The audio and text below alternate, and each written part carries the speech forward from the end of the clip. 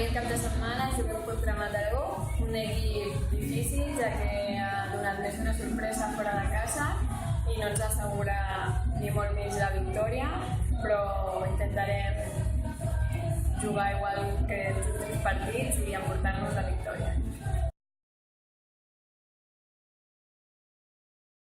Ara que ja tenim assegurades les bases d'ascens, el nostre objectiu és arribar a primeres per a poder tindre també un enfrontament més fàcil als sectors i sobretot per quedar campiones de